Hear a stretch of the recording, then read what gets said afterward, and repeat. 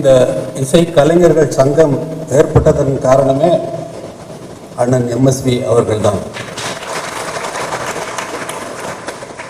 இங்கே அண்ணன் பிலிப் அவர்கள் அமர்ந்திருக்கிறார். நீண்ட நெடுங்காலமாக அவருடன் பணியாற்றியவர்.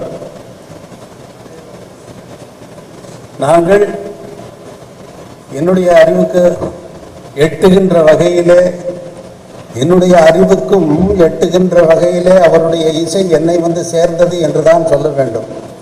ஏனென்றால் அடியார்கள் கடவுளை வணங்குபவர்களுக்கு இறைவன் தன்னை அறிவித்தால் ஒழிய அவர்கள் என்ன முயன்றாலும் அவர்களால் இறைவனை அறிந்து கொள்ள முடியாது. அதனால் என்னை போன்ற மரமண்டைகளுக்கு எட்டுகின்ற வகையிலே அவர் இசை வந்து சேர்ந்தது என்ற அர்த்தம் நான் சொல்வதற்கு. இசை கலைஞர்கள் சங்கம் உருவாவதற்கு காரணம் அவர்தான் என்று நான் சொன்னேன். இங்கே பிலிப் அமர்ந்திருக்கிறார், மங்களமூர்த்தி, நோயல்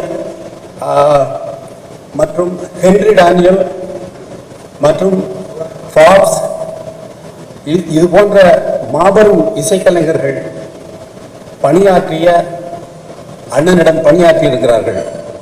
அவர்களை பார்த்தாலே பயமாக இருக்கும். நான் இசை உலகிலே நுழைந்த நேரத்தில்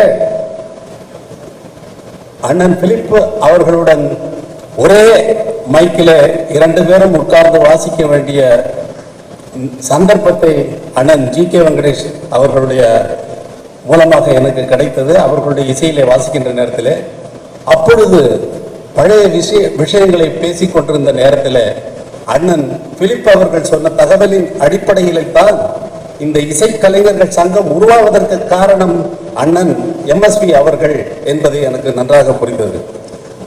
அவருடைய இந்த 3 எழுத்து எம்எஸ்வி என்பது காலகாலம் நிலைத்திருக்கும். அவங்க பேரெல்லாம் நிலைச்சிருக்கும்னு நான் சொல்ல மாட்டேன். எங்க பேரே தெரியாம கேட்கிற பாட்டுலாம் ஃபுல்லா அண்ணன் போய் ஃபுல்லா உள்ள நிறைஞ்சிருக்காரு.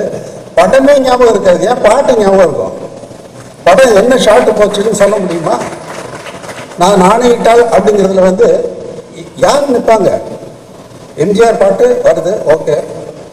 ஷார்ட் ஞாபகம் இல்லைன்னாலும் பாட்டு ஞாபகம் இருக்கும்.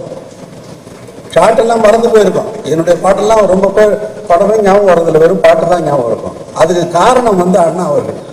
பாட்டு அண்ணா சொன்னார் இல்லையா, பிலிப் ஒரு ஒரு ஒரு இது ஒரு பாடல் என்றால் எப்படி இருக்க வேண்டும் என்று பிலிப் அண்ணா சொன்னதை போல ஒரு அவரிடம் இருந்து கற்றுக்கொண்டவர்கள் அதிகம். அவரிடமிருந்து கற்றுக்கொண்டவர்கள் அதிகம். அவருடைய இசை நம்முடைய உயிருடன், இரத்தத்துடன், இரத்த நாளங்களில் கலந்து இருப்பதைப் போல என்னுடைய உயிரிலே கலந்து இருக்கிறது என்றுதான் நான் சொல்ல வேண்டும். ஏனென்றால் அறியாத காலத்திலேயே என்னுள்ளே நுழைந்தவர் சி.ஆர். சுப்பராமன். என்னுடைய பேர குழந்தைகளை கடந்த இசை நிகழ்ச்சிகளை வாசிக்க வைத்த ஒரு சிறிய பேர குழந்தைக்கு, அவனுக்கு வந்து வயது 9. அந்த வயதிலே நான் 4ஆம் கிளாஸ் படிச்சுட்டு இருக்கேன். அந்த நேரத்தில் லைலா மஜ்னு படத்தை பார்த்துவிட்டு லைலா மஜ்னுவில் வருகின்ற பாடல்கள் தான் எனக்கு முதலில் மனதில் மனப்பாடமாகிவிட்டது. அந்த 4 வயசுல இன்று அவன் வாசிக்கக்கூடிய அந்த இசை வந்து எனக்கு கிடைக்கவில்லை, சின்ன வயதிலே கிடைக்கவில்லை. ஆனால் என்னை வந்து சேர்ந்த இசை எதுவென்றால் அண்ணன் எம்எஸ்வி அவர்கள் அமைத்த இசைதான். என்னை இந்த மேடையிலே முக்கியமாக நிற்பதற்கு காரணம், நான் எல்லா மேடைகளிலும் சொல்வது வழக்கம், இளமையெல்லாம் வெறும் கனவு மையம், அதில் மறைந்தது சில காலம், தெளிவும் அறியாத முடிவும் என்ற கவிஞர்களில் தெளிவும் அறியாத முடிவும் புரியாது மயங்கது எதிர்காலம் என்ற கவிஞருடைய அந்த வார்த்தைகளும் அண்ணனுடைய இசையும் வந்து ஒன்றை ஒன்று தனியாக நீங்கள் பிரித்து போட முடியாது.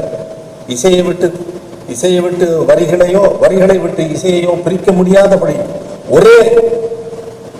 ஒரே வடிவமாக என்னுடைய நெஞ்சுக்குள்ளே புகுந்து என்னை ஒரு ஆளாக நிறுத்தியிருப்பதற்கு முக்கியமான காரணம் அந்த பாடல் என்பதை எல்லா மேடைகளிலும் சொல்லிக் கொண்டிருக்கிறேன். அப்புறம் வந்து ஜி.கே. வெங்கடேஷ் அவர்களிடம் சேர்ந்த பொழுது அண்ணா அவர்கள் சொல்லுகின்ற அவரை பற்றிய செய்திகள் எல்லாம் என் மனதில் மிகவும் ஆழமாக பதிந்தது. நாங்கள் கஷ்டப்படுவதை பார்த்து நானும் பாஸ்கரும் படுற கஷ்டத்தெல்லாம் பார்த்து, ஏண்டா நீ நான் வேணா உன்னை எம்எஸ்விகிட்ட சேர்த்து விடுறேன், நீ போயிடுறியா, நீ ரொம்ப கஷ்டப்படுறியா, நீ பாரு கிட்டார் கூட ஒரு மாஸ்டர் ரூமில் இருந்து தான் எடுத்துகிட்டு வர்ற, உனக்குன்னு சொந்தமாக ஒரு கிட்டார் கிடையாது அப்படின்னு சொல்லி சொன்னார்.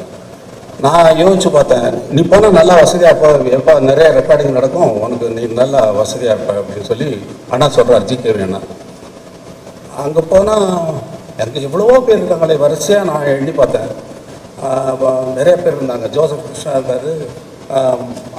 அந்த நேரத்தில் நிறைய பேர் இருந்தாங்க. எண்ணி பார்த்து நினச்சி பார்த்தேன். அதுக்கப்புறம் உள்ள நம்ம லிஸ்ட் வரும், நம்ம முன்னாடியில் இருக்கணும். வேண்டாம் வேண்டாம் ஆனால் வேண்டாண்ணா, நான் இப்படியே இருந்துட்டு போயிடுறேன், உங்கள் கூட இருந்துட்டு போயிடுறேன் அப்படின்னு சொல்லிட்டு அவர்கிட்டே இருந்து நான் வாட்சி. அவருக்கு ஃபஸ்ட்டு நான் வாசிக்க எனக்கு சந்தர்ப்பம் கிடைத்த படம் வந்து அவளுக்கு என்ற ஒரு மனம் என்ற ஸ்ரீதர் சார் இயக்கிய படத்திலே எனக்கு சந்தர்ப்பம் கிடைத்தது. அதில் காம்பவார்கன் வாசிப்பதற்காக நான் போனேன். பின்னால் நான் இசையமைப்பாளனாக ஆன பின்னால் அழகே உன்னை ஆராதிக்கிறேன் என்ற படம், இவர் ஸ்ரீதர் சார் என்னிடம் இசையமைக்க வந்த பொழுது நான் நன்றாக யோசித்தேன், என்னிடம் எதற்காக வருகிறார்கள். 58 படம் அண்ணன் அவர்கள் இசையமைத்திருக்கிறார்கள். எந்த படத்திலும் அவருடைய இசை சோடை போகவில்லை. அப்படி இருந்தும் என்னை தேடி வருகிறார்கள் என்றால் இப்போ ஏதோ மார்க்கெட்டு அப்படின்னு சொல்கிற அந்த ஒரு காரணமாகத்தான் இருக்க வேண்டும். இது வந்து உண்மையான என்னுடைய இசைக்காக அவர் வரவில்லை என்பதை தெளிவாக புரிந்து கொண்டு அடுத்த படமும் இசையமைத்தேன். அதற்கு அந்த படம் நடந்து கொண்டிருக்கிற நேரத்திலேயே அவருக்கு கண் ஆப்ரேட் பண்ணுறதுக்காக வெளிநாடு போவதாக ஒரு திட்டம் ஒன்று வந்தது. அது முள்ளமாக வந்து ஸ்லோவாக வந்து மாறி அந்த சும்மா இதுக்கு வெறும் ஆப்ரேஷனுக்காக போகணும், அது ஒரு படமாகவே எடுத்துகிட்டு வந்துடலாமே அப்படின்னு சொல்லி ஒரு ஐடியா வந்து அவங்க படம் எடுக்கிறதுக்கு வந்தாங்க. இதுதான் சரியான சந்தர்ப்பம் என்று, இது சரியாக வராது என்று அந்த படத்திற்கு நான் இசையமைக்க மறுத்துவிட்டேன். ஸ்ரீதர் சார் சொன்னார், என்னை பல முறை பார்க்க வந்தார் இந்த படத்திற்கு இசையமைக்க சொல்லி. அவர் கடைசியாக ஒரு முறை பார்க்க வந்தது ஏவிஎம் ஸ்டுடியோவில் என்னுடைய ரெக்கார்டிங் நடந்து கொண்டிருக்கிறது. அப்பொழுது பார்க்க வந்தார். ராஜா, எம்ஜிஆர் வீட்டுக்கு நான் 6 தடவை போனதில்லை, எம்ஜிஆர் பார்த்ததே கிடையாது. எம்ஜிஆர் படம் நான் டைரக்ட் பண்ணியிருக்கேன். சிவாஜி சாரை பார்க்குறதுக்காக நான் படத்தில் நடிக்கணுன்றதுக்காக வந்து கேட்டு நான் போனதே கிடையாது. ஆனால் உங்களை பார்க்க நான் 6 தடவை வந்திருக்கேன். நீங்கள் 6 தடவை வந்திருக்கேன், என்ன சொல்கிறீங்க அப்படின்னா, சார் நான் வர சொல்லலையே சார் அப்படின்னு. நான் வர சொல்லலை அப்படின்னு பாரதி ராஜாவும் பாஸ்கரும் என்னை திட்டுறாங்க. ஏன்னா எங்களை மாதிரியான இளைஞர்களுக்கு அவர் ஹீரோ, அவர் தான் ஹீரோ, அவர் தான் சூப்பர் ஸ்டார். அப்படிப்பட்டவருக்கு வந்து நீ இசையமைக்க மாட்டேங்கிறியா மடையா பாஸ்கர் அப்படின்னு பாரதி ராஜா பாஸ்கர் திட்டுறாங்க.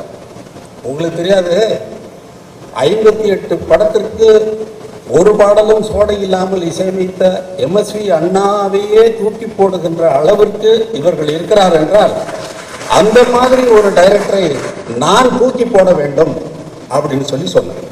நான் தூக்கி போட்டது தான் அந்த படத்திற்கு நான் இசையமைக்கவில்லை. இது கர்வத்தின் காரணமாக சொல்லுகிறேன் என்று நினைக்க வேண்டாம். எம்எஸ்வி அண்ணா அவர்களுக்கு கொடுக்கின்ற மரியாதையாக, ஏனென்றால் இந்த சினிமா உலகம் மரியாதை தான் அது.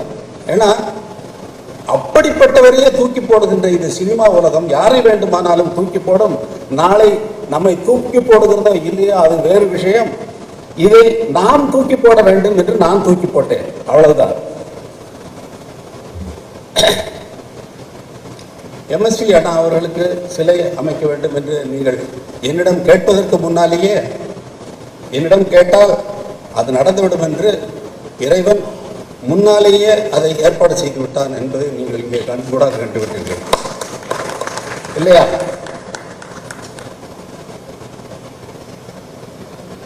இன்று இளைஞர்களுக்கெல்லாம் ஊக்க காரணமாக திகழக்கூடிய அப்துல் கலாம் அவர்கள் மறைந்து விட்டார்.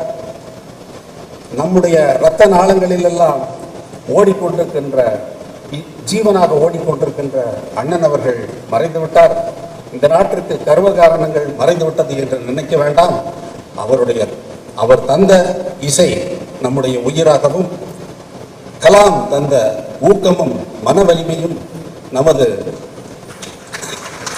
திறமாகவும் வருகின்ற சமுதாயத்திற்கு வழிகாட்டியாகவும் என்றென்றும் நிலைத்திருக்கும் என்று கூறி விடைபெறுகிறேன். நன்றி, வணக்கம்.